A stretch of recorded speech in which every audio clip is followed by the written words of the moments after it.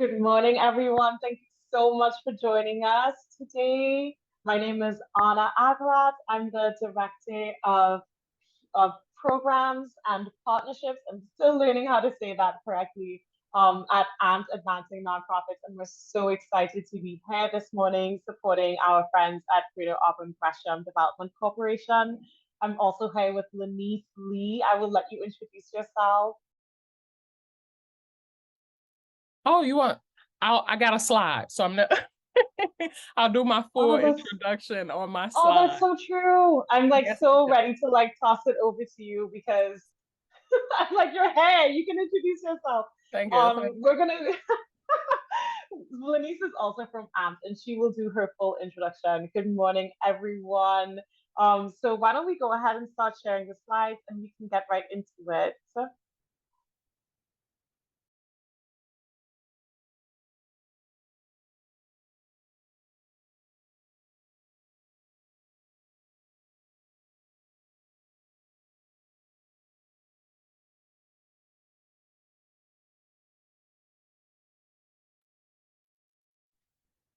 Awesome. So we're here today to talk about operations management from one of the best people that I know who can do it, Lanice Lee.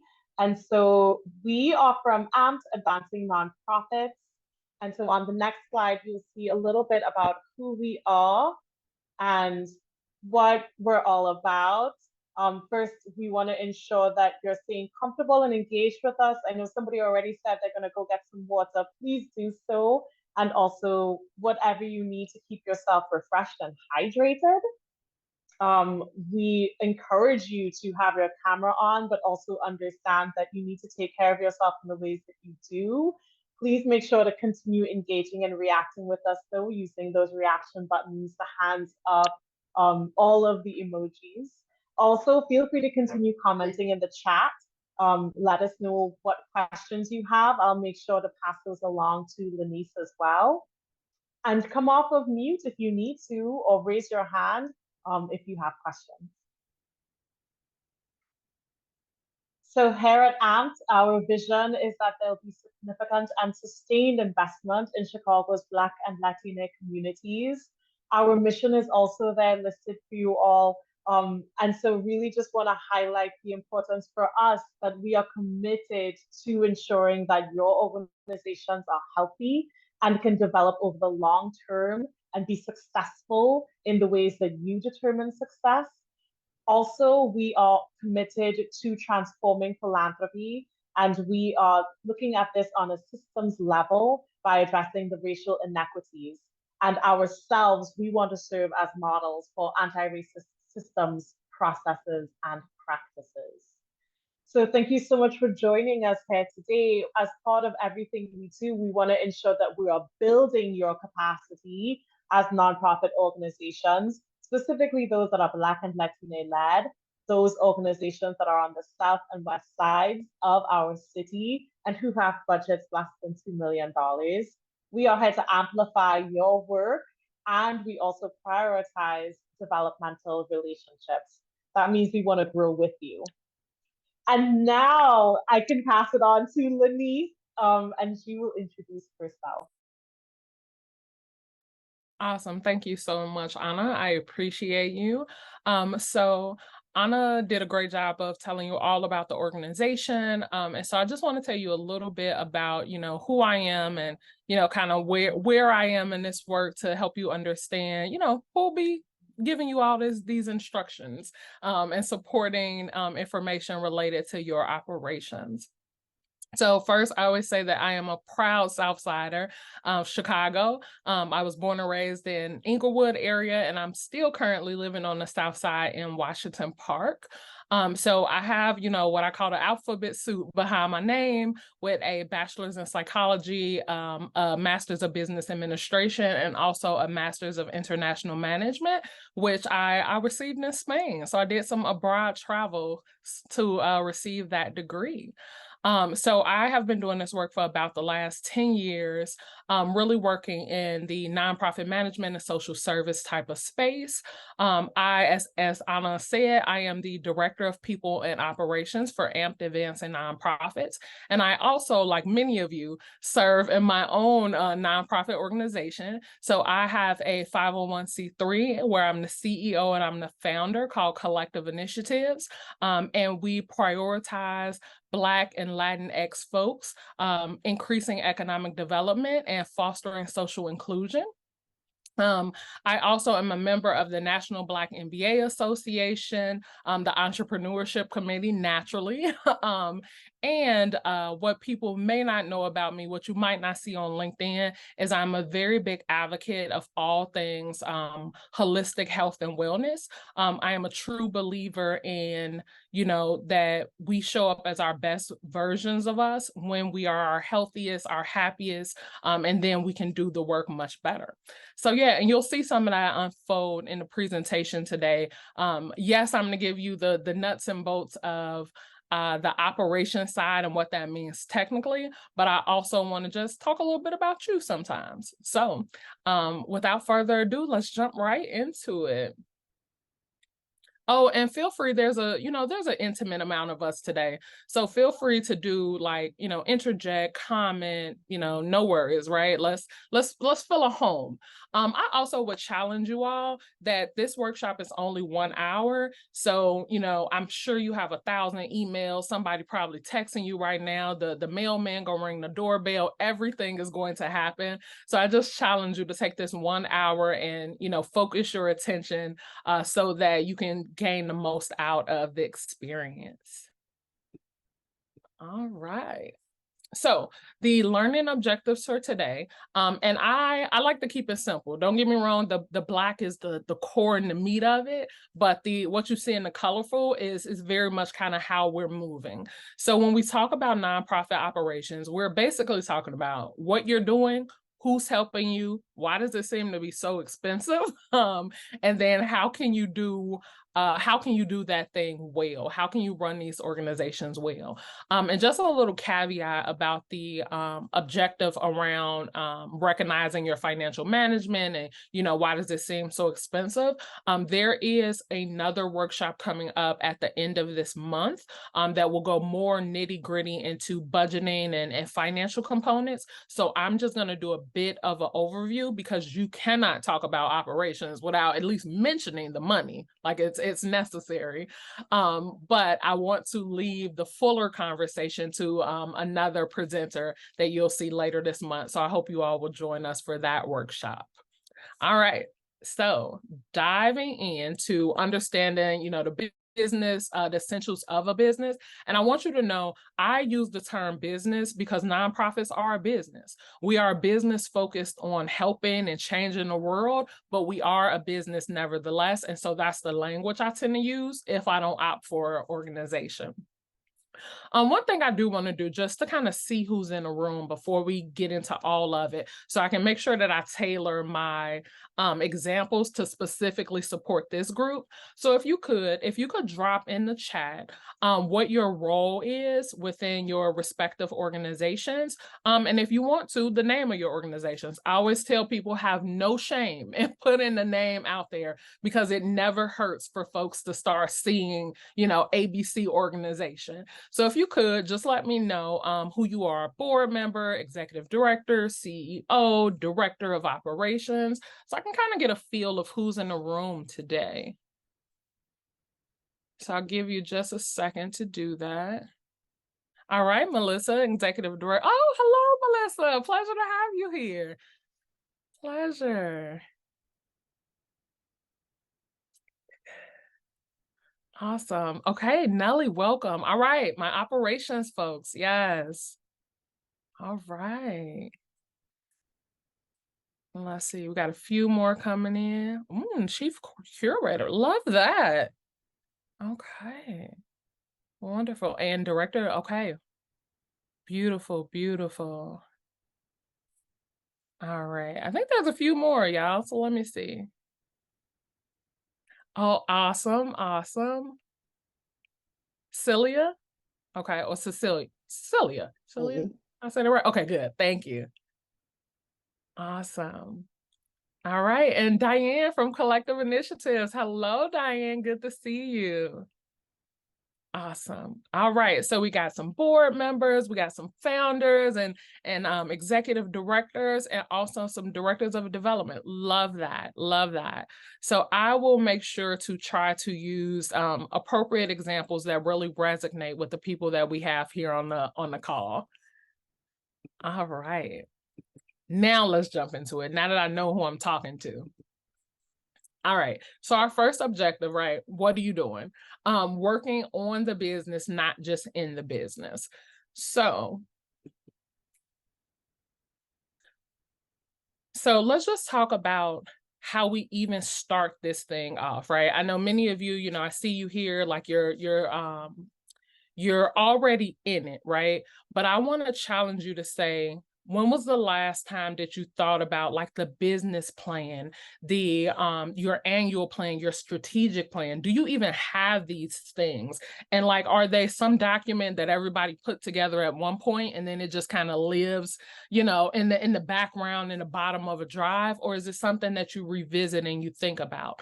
When I first joined AMP, and I'm coming up on my 1-year anniversary with AMP, but the very first things, thank you, Anna, that we talked about was where's this organization going, right? Like what I read the mission, I get the vision, but like truly, what will we look like in the next 1 year, 2 year, things like that? How do we start the planning process? And what was the original outline that you had around your organization? And so we had some of those conversations, and we started to think about truly, what are we doing and what do we need to plan in order to do those things well? And the thing I want to emphasize here is, right, when you're thinking about the planning process, when you're thinking about what needs to happen in your organization, kind of the step by step, you really want to be outlining your to-do list to have a purpose. And I don't know, I'll speak for myself. I won't push this off on any of you guys, but I know some days I get up and I start doing the things, right? I start checking the emails. I start, getting the things off my plate, but I've lost a little bit of what was the original plan I had for this day, for this week, for this month? What are we doing as an organization that will really help us, to push that mission and vision forward? So the planning process is absolutely the first place to start. And so some people, I use the example down here of, when you start your day, what are you doing? Are you doing things around what's generating revenue? I know our director of development is always thinking that, right? Meaning like the director of development that we have here on the call. I know you're always thinking like, all right, well, how do we get the money in the door? Some of our executive directors and founders, we might be like, okay, what's the short-term goals that we need to meet versus the long-term goals that we need to start working on now and be thinking about for the future? And of course, the pieces I definitely don't want you to forget is how we improving ourselves. You all are here today because you want to learn about like what would it will take, the nitty gritty, the ins and outs of running your organizations. And so keep that professional development always at the forefront. And then also think of like, don't worry so much about the minutia, right? The small things. Don't get me wrong, like they're important, but do we spend too much of our time in the small space that we aren't able to push forward the bigger agenda? All right. We also want to talk about, when you think about what are you doing, when was the last time you did visioning? So I'm gonna talk about this from an angle of what one of my board members refers to as like the woo-woo. And it's the sitting there and the thinking about, all the things. What do I really want to see, right? What do I really want to accomplish here?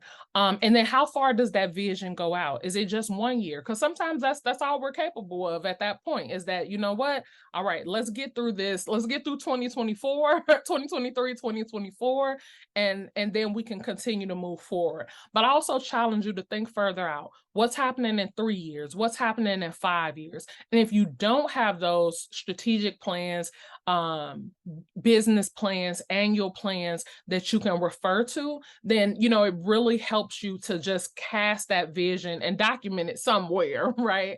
But really always keep in mind where we're going. So real quick, I do have a quick poll because I want to see, like, of the folks that we have here, who has that business plan, that strategic plan, that annual plan, those things that I talked about just a moment ago. So Anna is there we go. All right. So who has those things? Who has been doing the planning, the visioning, and they have those things in place for their organizations?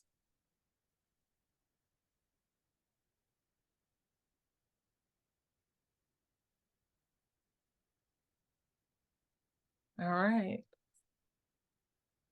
So we still got a few more folks that we'd love to see an answer from here on our poll.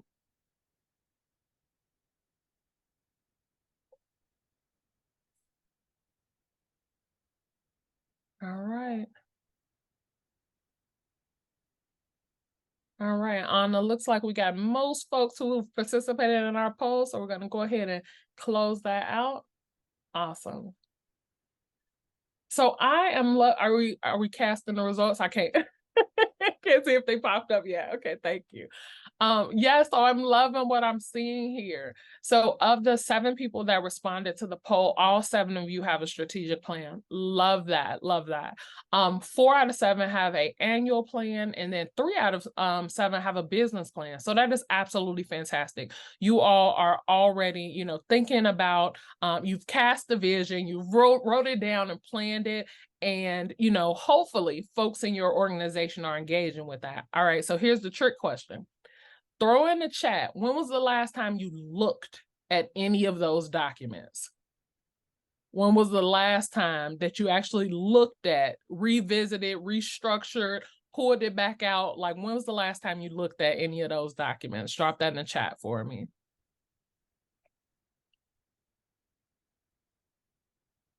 Oh, last month. All right, Kenneth. Good job. Good job.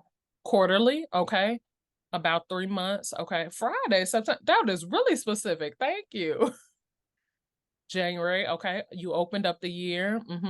A few months ago. Okay, good, good, good. So we got a good group here. You all are, you have a, you know, you started off the year. I saw one person said January, somebody said last week, Friday. They were very specific.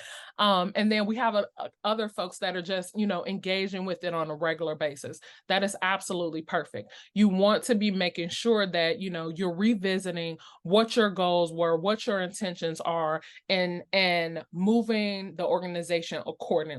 And also, don't be afraid to pivot when necessary, because some things may have applied, especially if you're an organization that's older than the pandemic, right? You started prior to 2020. Some things we should have learned during that time, and we may have needing to make adjustments accordingly. So where am I going with all of this? What's the main point? See the forest, not just the trees. So you all know that, again, right, we get caught up in the small things, the everyday things, and we lose sight of what the original goals were. You know, when we started this, what made us excited about the work. And so we always want to keep those things in the forefront, and we always want to be adjusting and planning accordingly. And I love this statement, right? Around, like, you know, if somebody gave you $1 million tomorrow, what would you do with that money? Like, do you have at least some pie in the sky, you know, type of goal that you're like, immediately, this is first priority, or, you know, we want to get the ball rolling on this. So just keep those things in mind. It helps you to feel also just a little bit more optimistic about the direction moving forward. Okay. And This piece is very important. Remember, I opened up with that I enjoy all things holistic health and wellness. So one thing I want you to think about is, are you doing this work for your entire life, right? Is this going to be the last position that you hold until you retire? What's going to happen in your success, right? Do you have a succession plan? Are you thinking about who can carry the mantle forward when you've served your time? And more importantly, like what does that look like, right? What does it feel like? One of the things that I'm always frightened of, and just being transparent, because we got a small group today, I am always frightened of getting where I want to be in my organization and being in poor health, not having the emotional bandwidth, having sat at my computer for 10 hours a day trying to make this thing happen, and it is wearing and tearing on my body physically, emotionally, mentally. And we all know, like, this nonprofit life can be challenging. So we want to make sure that wellness is at the center of everything we do.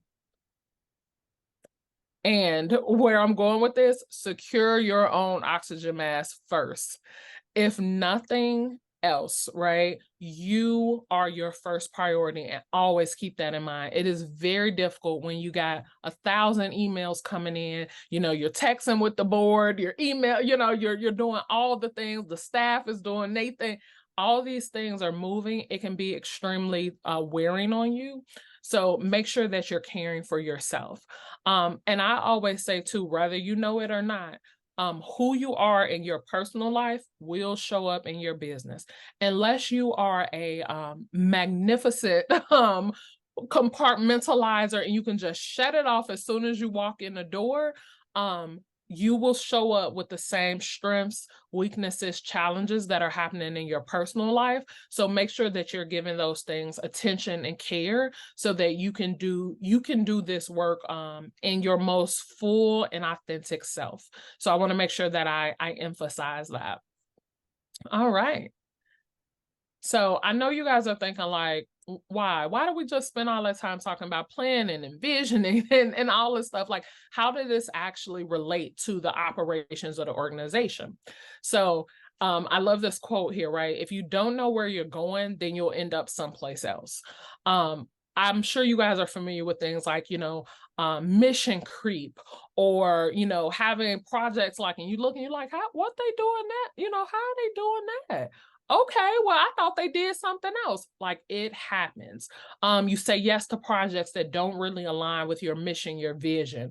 You start soliciting funds just for the sake of funds being available. And you're applying for these things, but they don't really, the activities that you have, they aren't really necessary for the type of funding that's out in the world. You even bring in people that you might not need, rather that is employees because it was a position you thought you wanted, board members with a skill set that like maybe it could work, just various things. And the big one for me is when it comes to the money. Are you purchasing software, equipment, office space that truly is absolutely unnecessary? Again, right, bringing back up the COVID. I think at that point, everybody starts to rethink, well, I'm paying for this office space, but now my employees, my volunteers, my staff, whomever is working from home. So what does that mean for us? Is this a cost we can cut? Can we think a little more creatively about our abilities to save funds or, utilize technology a little bit better? Just those various things. So when you're thinking about your planning, your visioning, how you show up, remember that these are the things that operationally are affected by that planning, visioning, and showing up and just being who you are. All these other things, they are connected. Any questions about any of that when we're thinking about, again, right, working on the business, not in the business? Questions? All right. And this is not the end of question time. So if something comes up a little bit later, please do throw it right in. But I am going to keep us moving. Oh, I see. Is there a hand raised? There we are. Okay. Hi. Please. Hi, Oh, this is Tina Laurie. I just wanted to say thank you for saying that because my whole thing too is the succession. And I appreciate that you said that because I'm seeing a lot of smaller not-for-profit sunset Mm-hmm. because there is no succession and there is no strategy. So this not-for-profit that I'm the ED of has been around for 9 years, but it was handed to me from founders and it's a different energy. Mm-hmm. So I'm glad you're saying this because it's me making them read my plan because I put it on my board report Mm-hmm. and I make them read it again to remind them where we are, and then I'll highlight milestones if they've been achieved. So I appreciate you saying that. I just wanted to say that out loud. Thank you. Oh, of course. No, thank you. Thank you for chiming in. And I'm glad to see that the things that I'm saying, I saw some comments in the chat too, that they resonate with you. And it's true. You know, when the founder leaves, you know, when there's new people in leaderships, things shift, priorities shift, and we just need to make sure that we're keeping the folks that are with us updated and informed so that they can all know, like, hey, I understand we may have been going this way, but things have changed. And two, if you are not the person that is going to lead that change, you know, you may have done it year 1 through 3, year 1 through 5, whatever, but now year 6, here's a new person. To your point, year 10, because you said you guys were in existence for 9 years, like things are shifting. Stay on board with me, right? As we're shifting these priorities, and let's plan for, if I'm not the person that's here for year 15 through 20, that there's some guidance, some direction, and we have a plan in place. So I appreciate that. All right. So getting right into objective 2, who is helping you? You're doing all this fantastic work. You've cast this wonderful vision. You're planning everything. Who's the people that are in your corner working with you? All right. So we got some big titles here, right? These are the kind of main groups of folks that may be supporting your organization. So I'm gonna ask a quick question here before we get into the nitty-gritty of like who they are, what's some of the logistics you gotta have around these folks. So we have board of directors, consultants, contractors, employees, and volunteers. So can we throw our poll question up? And the question for you all, and it should be coming on the screen soon. There we are, is right now, which group is most instrumental in your organization right now? Y'all say a struggle. It's still early. Let me get us a cool sip of water, right? You all are addressing that question.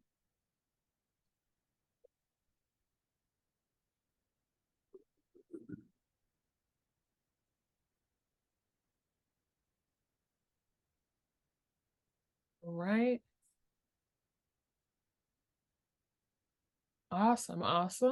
Okay, let's give folks another couple of seconds here, 10 seconds for anybody who may have not answered but wants to. Okay. All right, Anna, we can shut down the poll here. Looks like we got quite a few people that answered us. And let's share the results. Beautiful. All right. So could I have a brave soul to come off mute and tell us, because it looks like consultants and contractors have been the most instrumental right now. So would somebody be willing to share, especially if they were one of the people that selected that one, why that is right now? I can say that because I'm an art consultant and I'm working with several nonprofit organizations, between Chicago and California. And some of them are new organizations. Some have been there for a while, and they're using my services, but they're also using contractors that come in, and we become the back office for the organization, advising the board and advising the executive director of the programs. And I don't really necessarily work with volunteers, but we're the ones that are bringing in the resources. We're the again, like I said, the back office, virtually. working with Okay. the organization. So right now, I don't know, we're instrumental, in really making it function. And a lot of the nonprofits do not have employees. You maybe one employee, which would be the executive director, and then we're building their budgets and their programming and making all the recommendations for the organization. And my own, so. No, thank you for that. I'm very appreciative. And I think that there is nothing you said that doesn't resonate with other folks in this call, that many times it is one employee, maybe two, and you have folks that are coming in that are advising and supporting and many times carrying out some of the responsibilities of the organization to make it meet its mission. Fantastic. And we have folks are chiming into the chat here. Just saying that, they're a solo ED. I saw somebody else wrote in the chat, the board. So does anyone, was it Nelly? Would you like to come off mute and say a little bit about that? Hi, yeah, of course. Can you guys hear me okay? We can, yes. Great. So we have a great board of directors at Reading Between the Lines, but at some point it becomes a little too hands-on with the ED, where internally the staff, well, we're a small organization, but the ED, myself, and our program person have a plan, right? We have our own way of we want the organization to go, and then the board comes in because they have consultants and they've talked to them and they have a different vision for the organization. It becomes a little complicated to sort of work around that. So how does one, as the operations manager or the ED, not avoid it, but also work with the board on the same plan? I guess I maybe I'm not making myself clear, but I just feel like they have their hands in way too much of the day-to-day of the organization. And could I ask a clarifying question? So how many staff did you say that you had? Right now we're 3, just hired 1, so that we're gonna be 4.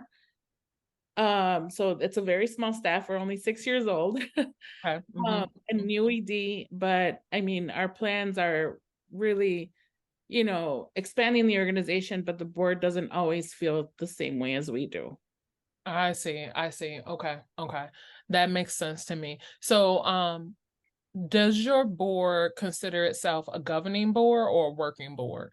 And I'm going to describe what that means in a few minutes. So do you I think a little of both. A little of both. Okay. We have a lot of board members who are very much like checking in day to day, want to have like check-in meetings about development, programs. But then we also have board members who are very, only when there's the board meetings, they're around kind of. Yeah.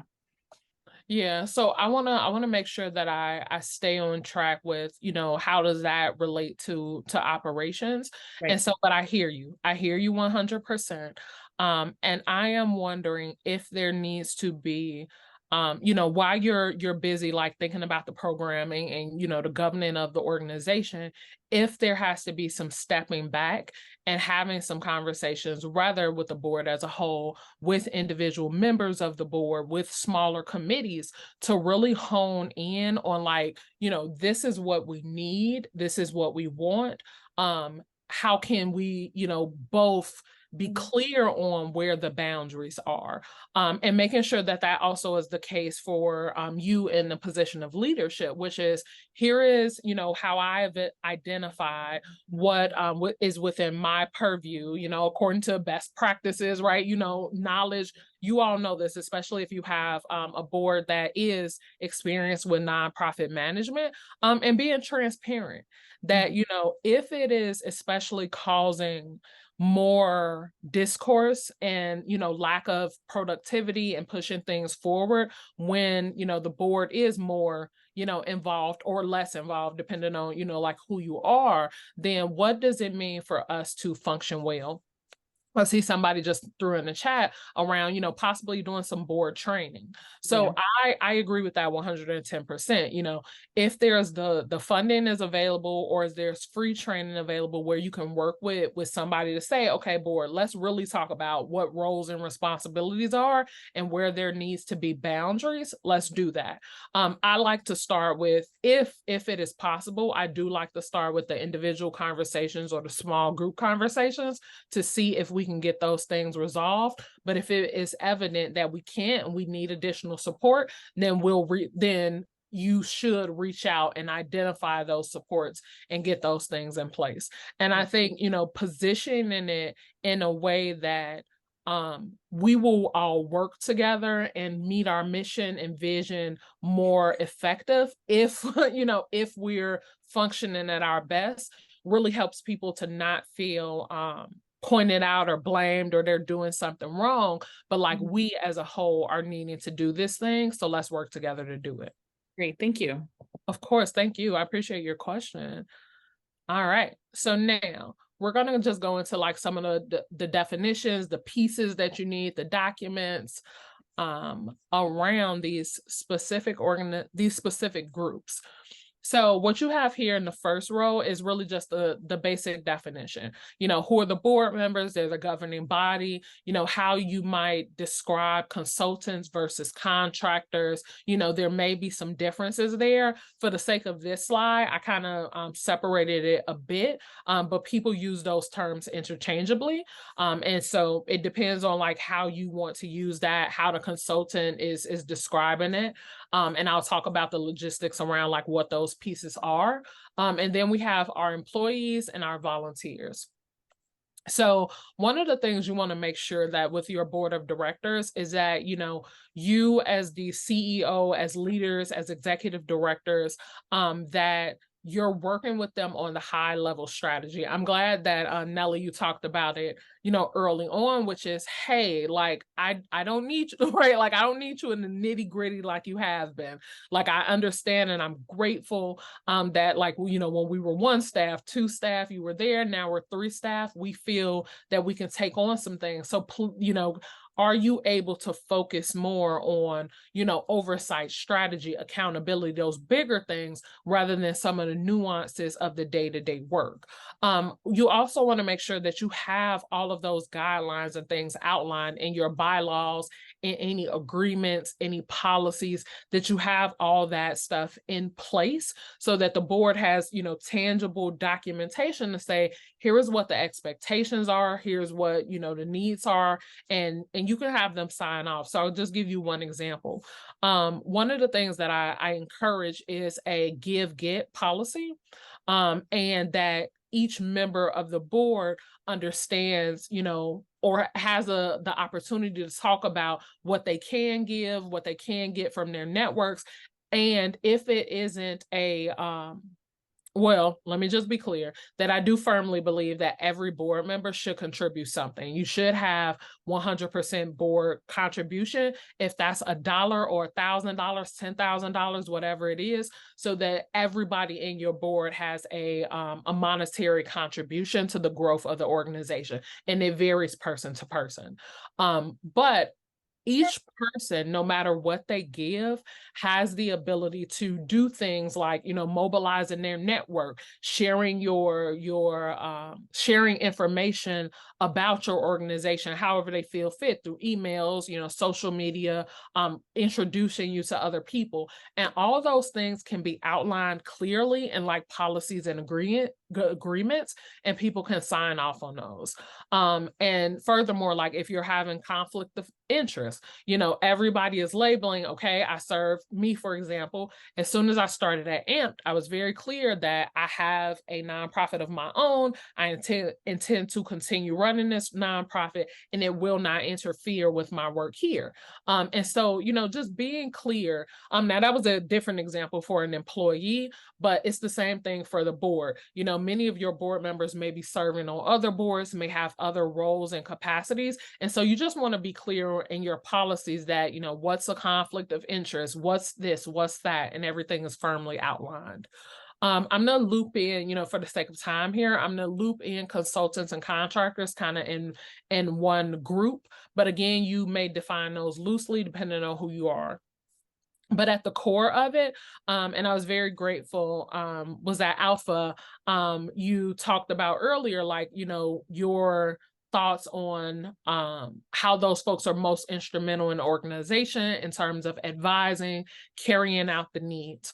The pieces that I want to emphasize here is what you always want to have is a clear scope of work, a contract, that you're gathering their W-9 so that you can make sure at the end of the year that you're filing all the appropriate documentation with the government. So of who you paid, right? You have invoices to support those payments, and that everybody that you're working with is clear around what the time frame is, what the goals are, and what we intend to accomplish. So making sure that you always have those things in place as you're working with consultants or contractors to make sure things are clear.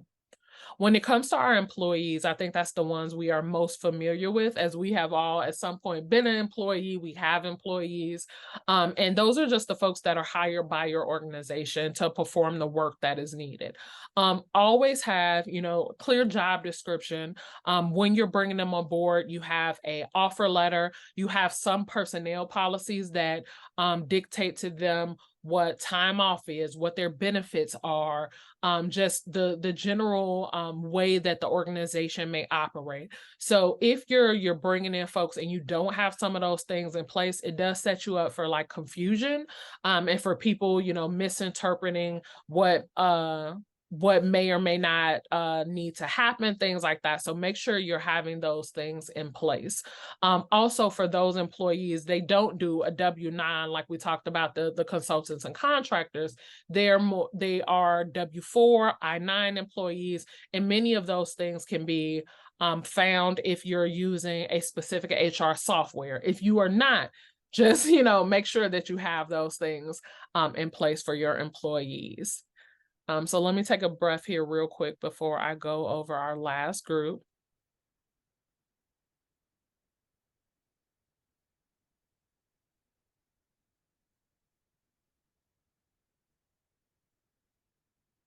Okay.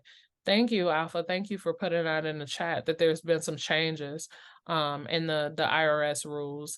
And then noting that the ED doesn't have free reign. Absolutely. And one of the things I want to just distinguish going back to the board of directors. So for collective initiatives, we have a working board. I am the only employee. And so we have a board that is in the nitty-gritty of the day-to-day work. But for organizations like AMPed, where we have a full staff, the board is more of a governance board where they are, just kind of helping to provide guidance, structure, and being held accountable. So I think in no situation, no matter what type of board you have, no matter what the engagements are, does the ED or the CEO have free reign. You are held accountable by your board of directors, as you should be. But that also needs to be a very functional and a very functional relationship where that that board isn't fully dictating, the direction of the organization, and neither are you, that you are working collaboratively to truly fulfill the mission and vision. So I appreciate those comments in the chat. And just the last thing that we have here under our volunteers, nobody, noted those as instrumental, but just thinking about whether you think of volunteers in the more traditional capacity of, just folks that you're bringing on, they may be serving kind of in and out in whatever capacity. You want to just make sure that you're clear with them, whether they're paid or unpaid, that is all noted and documented, that there's an assignment description, right? Are they helping you with this project? Are they, just helping with a one-off thing, or is this a longer term commitment? And if you are paying them, that you do have that you collect their W-9, and that you're documenting that you're paying them. There is a threshold with the amount. I I want to make sure, I think it's still $600. And somebody, you know, correct me if I'm wrong about that, that you don't have to necessarily report. But for me, I like to always collect the W-9 because you just never know. You might agree to 500 and then later in the year, a couple of months later, you want them to come back and help you with something else. And now that 500, you've paid them additional. Like, you just never know what the shifts are. So you get that documentation up front. That way you don't have to try to go back later. Because let this be a warning for you. When you don't gather the documentation up front, it becomes increasingly challenging, especially if you have already made payment, to get that documentation later on. So please do get everything you need up front. All right. So moving forward, with the who's helping you, right? Because I want to emphasize some main points here around setting expectations, putting those things in writing, and then managing the relationship. So we've talked about the various groups. We talked about the board members, you know, are they a working board or a governance board? And how are they functioning? Are they achieving their legal, you know, responsibilities, their fiduciary responsibilities? Are they contributing to the organization's culture, the strategy? Just various things like that. How effective are they, and are they serving as ambassadors for your organization? The same thing when we're thinking about consultants and contractors. You know, who do you need? Is this person a consultant? Are they just providing guidance? Are they coming in and actually doing the work that you need them to do? What does that look like? Or do you really need an employee, somebody that may be, you know, there long term? They have a little more investment. You're giving them benefits. You have these various components. And then lastly, when we're talking about just volunteers, right? You know, again, thinking about, are you giving them a stipend? Are they part of a committee? Are they, you know, do they contribute to the one-off projects, the administrative work, the programmatic work, just all these various things. But at the core of it, being very clear about the expectations, documenting those expectations, and then nurturing and managing the relationships along the way. All right. Objective 3, and this is going to be a short and sweet one. As I said before, you have another workshop coming up at the end of this month. I believe Anna threw that in the chat, but it should also be a closing slide here that talks about just that coming up. But why does it seem so expensive, right? Talking about the money aspect. So what I want to emphasize here is you can either pay now or you can pay later. But some paying has to happen. And so my best advice for you as nonprofit organizations is you absolutely have to have the minimum here, some form of accounting software and some form of donor management or fundraising software. These can vary in price, they can vary in functionality depending on which ones you use. But please, please, please, if you take nothing away from this slide, spreadsheets do not work well. And at some point, they will get unwieldy. And you definitely want to make sure that you are documenting well what your income is, your expenses, if you have assets, you know, if you're owning property or things like that, and also just being able to process payments. If you're doing some earned income, are you able to invoice folks so that they can make that payment, you know, through your payment processor? And if we're thinking about the fundraising side, how are people giving you donations? I see a lot of folks using like Cash App, Venmo, and things like that. Those type of tools, yes, they can be used. Would I encourage them to be your sole tool? Absolutely not. And also, even with those things, sometimes you run into problems or hiccups. It's not as transparent as you might hope for it to be. You're not getting the data that you truly need. So emphasizing like some sort of a donor management or fundraising software, and I have a couple of examples here on the screen, to make sure that you're noting, especially over the course of time, who's giving what, when are they giving, what campaigns are they supporting. And some of the softwares are very advanced, and they have the ability to even note like, oh, okay, this person has a higher giving potential. Like they give you some kind of insider data about each individual, not each, but some of your donors in your donor base. They do things like crowdfunding where, people can set up their own page and be able to solicit funds from their network. So various things. So I give you some examples here just to look into. So one of the ones that I will admit I didn't like at first, but as I used it over time, I really got to enjoy it, was Aplos. Aplos is not only an accounting software, but it is also a donor management software. And so it was very nice to have those things work hand in hand and not have to do double entry. And we'll talk a little bit more about that on our last objective around like, how do we do it well? But, really thinking about when you're utilizing these various tools, at bare minimum, you do need accounting software and you do need some form of donor management or fundraising software. And if you can find some that do both, beautiful. If not, then I would say make sure that they connect or they talk to each other so that you aren't doing double entries. And I'll reiterate that point on the next slide. But I would be remiss. So some of you all, you're a little more senior in your organizations, but if you are not, and you do not have a separate business bank account, no, like the bottom line to that is no. You absolutely have to have a separate, and I know you might be like, well, who doesn't have that? Who doesn't know that? Some people. When, as a nonprofit, you absolutely, and as a business in general, you cannot be commingling funds, especially if you are a solopreneur.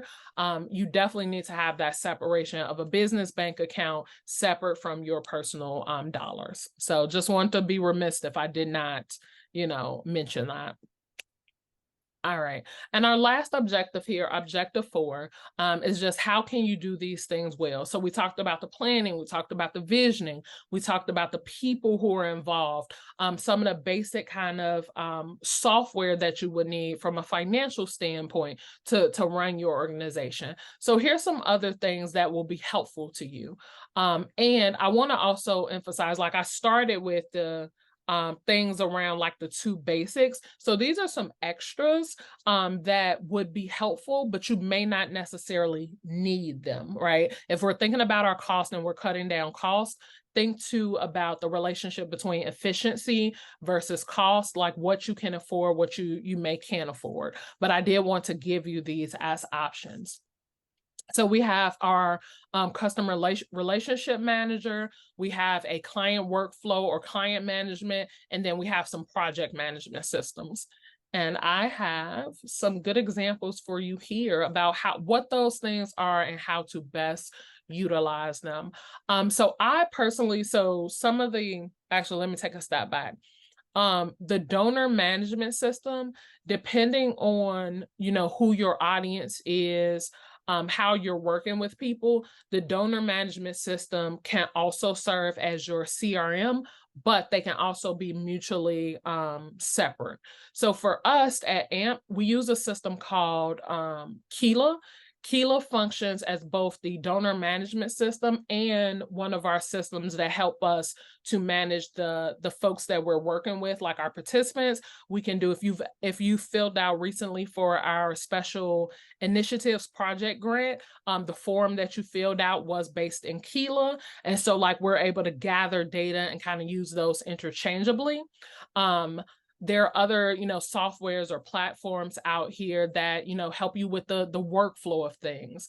Whether that's things like HoneyBook, Dubsado, even using like Calendly or Acuity to schedule appointments, to prioritize document signing. And even those have payment processors as well. So like there's some various things that you can utilize that either work in conjunction with one another or, you know, they may be mutually exclusive, things like that. So just keep these in mind. And I'm speeding up here in the interest of time, but please do, if there are any questions, comments, or concerns, please make sure to throw those in the chat so that we can address them. I'll make sure that at least at bare minimum, the last 2 minutes, that I address any outstanding questions. But the thing I want to emphasize here in this last slide around like, how can you do it well, is the policies, procedures, and the systems. So you may have, right, all the beautiful systems in the world, but the people you're working with, they don't want to use them, right? Whether that's the employees, the boards, the contractors, they don't want to use the systems. They aren't set up properly. They don't integrate and work with others. So you're doing dual entry, and you're working harder, not smarter. And you don't want that. Like, you really want whatever systems you use, whatever people you're working with, to all work together in a very cohesive way. And so I encourage automation, integration, and of course, my favorite, documentation, right? Like, how do we use these things? What do we use them for? Is everybody in understanding about like how we need to execute our mission, our vision, utilizing the tools and the folks that we have. And please make sure you actually read the things. A lot of things that you're going to purchase come with like manuals, they come with tutorials.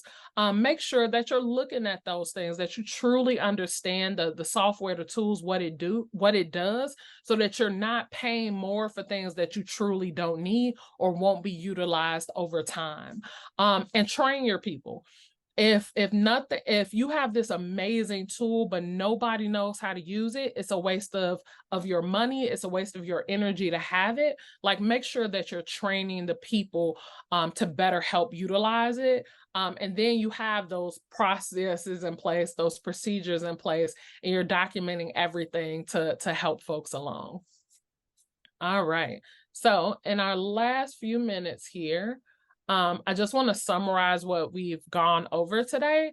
And also too, as I want to remind you, if you have any questions, please do throw those in the chat. But we talked about earlier, right? what are you doing? Just kind of understanding the essentials of what it means to work on the business, to be planning, to visualize, to be in the best version of yourself, and think about your wellness. So I just want to encourage you, right? Create that vision, make the plan, and then execute well against that plan. When you think about the people that you're working with, the board, the volunteers, the employees, contractors, and consultants, making sure to set those expectations, to have those things in writing, and then also to manage the relationship. When you're thinking about the finances, right? Like, what is it? This all just seems so expensive. We're paying people, we're paying for software, we're paying. We're always distributing money. Think truly about what you want to pay for now and what you might be paying for later. I do want to let you know that when you don't have your finances properly managed, there are some trouble that you can get in with state, federal, governments and their fees associated with them. So you want to be starting off on the right foot and making sure that you're keeping your organization organized so that you don't get that letter from the IRS, asking you to pay back some things, asking you to pay for employee this or that you weren't otherwise paying ahead of time. So just being mindful of those things and buy what you need to truly function well. And the last piece here is just exploring, right, these practical tools, technologies, to make sure that you're operating efficiently. Truly do evaluate like what the tools are, what the systems are. Do they integrate with others? Is there a way that you can automate those processes? And then two, how are you making sure that the people that you're working with understand these tools and can utilize them well? So here at 11 o'clock on the dot, great. So I'll just pause right here before Anna just kind of closes us out with some information here. But are there any other questions that you guys have? I know I speeded through some of those last few slides.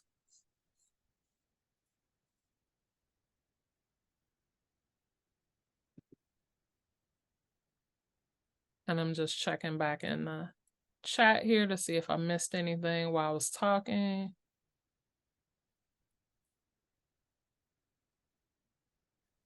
Well, thank you so much, Lenise. I know we had some affirmations already in the chat for how amazing this presentation was, and I had no doubt that it would have been anything other than amazing. And so really, really grateful for your expertise, Lenise, in all of this, and for really kind of stewarding us through this conversation about how we set up our organizations in ways that really do continue to work for us so that we can continue to serve our communities, right? So really grateful for you, Lenise.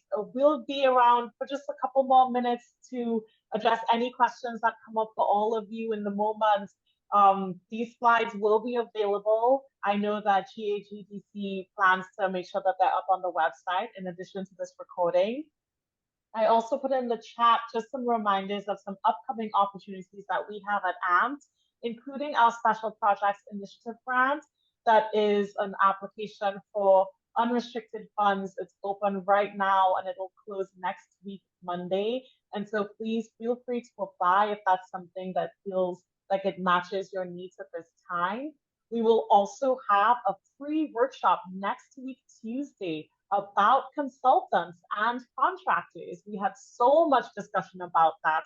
And so we're really excited that Chavita Robinson will be leading that conversation about how you can really ensure to maximize an equitable relationship between your nonprofit and consultants to get some really good work done.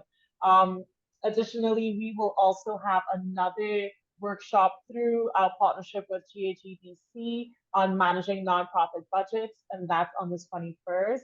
All the links are in the chat. I'll make sure to link them again, including the one for our grant and the upcoming workshops. And please let us know if you have any other questions. Thank you so much, Lenise. Thank you. Thank you. And thank you everybody for joining and for being so active. We are very grateful. And should you need anything, you can find me on LinkedIn. You can find my contact information on the AMP website. And if you care to know more about my organization, Collective Initiatives, you can also look on my LinkedIn page and find information about that. So thank you everyone for your time today and your attention.